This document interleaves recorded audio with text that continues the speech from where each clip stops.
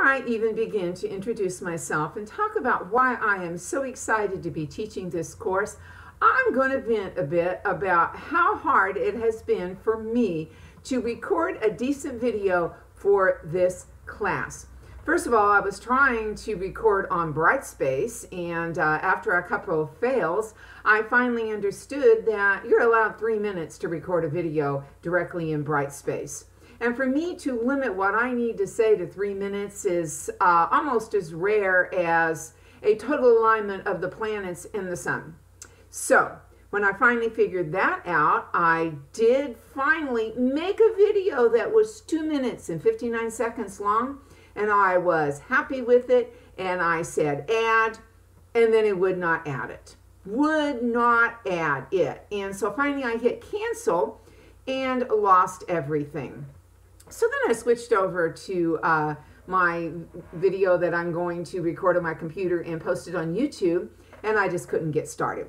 So I am going to forge through with this video, and I'm going to keep in the bloopers, and I'm going to keep in the errors, and get it posted.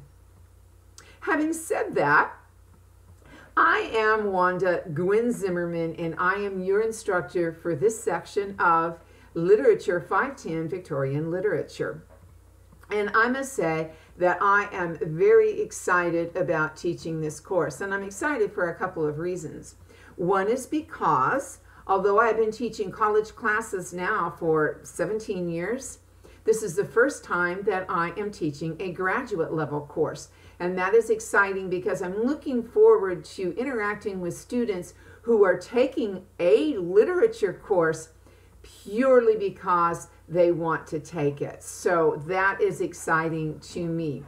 But just as exciting, perhaps even more exciting, is that it is in Victorian literature. Now, I have taught Introduction to Literature, and I have taught several different classes in mythology, which is a huge passion of mine, but I have not taught a specific subject such as Victorian literature or modern British literature, etc., until now. And my master's degree is dual in British literature and creative writing, and the Victorian era is one of my favorites. Now, having said that, I'm also very fond of the Anglo-Saxon period and of the medieval period. Modern literature, it's interesting to me, and there are aspects and authors whom I like in the modern and postmodern periods, but I really prefer the older literatures. I'm moving on here, even though I said literatures. The Victorian era is particularly interesting to me because it is such a time of huge contrast in the culture, and we're talking about in England specifically for this, but all over the world. And these contrasts, when Dickens, in Dickens' Tale of Two Cities, he begins, it was the worst of times and the best of the times. And I might have that backwards, but it doesn't matter. But he goes on to also say in that introduction to that novel that these contrasts apply to all time periods, and for sure they apply to the Victorian era. And so in the Victorian era, there were all these contrasts were found everywhere. They were found in religion, in politics, and all of these aspects are reflected in the literature. You had a rise of the middle class, but the poor remained poor, and the rich and the noble remained rich and noble. And what are the contrasts, Gwen, you're asking?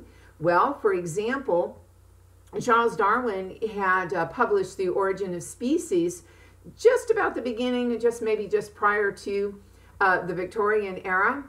And this concept of evolution just turned the world upside down. And so while some people were advocating and going forth with the scientific ideas, some people still were clinging to the religious ideology, and some people didn't know what to think. I'll talk about this later. And there were also great contrasts in cultural aspects. For example, when we think of the Victorian literature, or the era, we think of very uptight people who used who wouldn't say piano leg because it was inappropriate, and would even refer to the legs of furniture as limbs. But poor women were often pregnant when they got married, and we know this because we have the marriage and the birth records, while some rich and noble women had no concept of conception until they were actually married. We also had the idealization of childhood, beginning in the Victorian era. I had a professor, Dr. Joel Chaston, who said that the Victorians invented childhood. And I'm not going to go into how children were perceived prior to that, but we had this idealization for the first time in history, truly, that children were to be protected and children were innocent. But at the same time, children worked in factories, the rise of the Industrial Revolution. They worked as chimney sweeps. They were neglected, they were abused, and they worked in brothels. So it went from the rich children and the children of the rising middle class to some degree being cosseted and protected, to other children being brutally exposed to elements to which they should never have been exposed. And in particular, Dickens was very aware of this, and in his novel Hard Times, this is a major focus. I could go on and talk about new criticism and other aspects, but I'm going to save those for later because this is already 6 minutes and 44 seconds. I told you it's hard for me to contain myself to 3 minutes, and I'm just going to keep babbling when there is plenty of time for me to expound on other aspects of the Victorian era and why I truly find it fascinating, from the status of women, the status of children, the cultural and the scientific changes, and I am going to stop there. By the way, you will note that I put Gwen in quotation marks, and that's because my name is Wanda.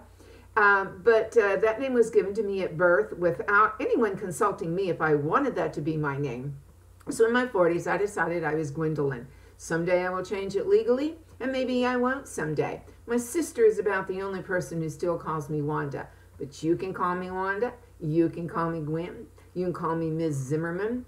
I had a student in the past who called me Invader Zim. So as long as it is polite, respectful, and even Invader Zim in good fun, go for it. And on that note, I'm going to stop.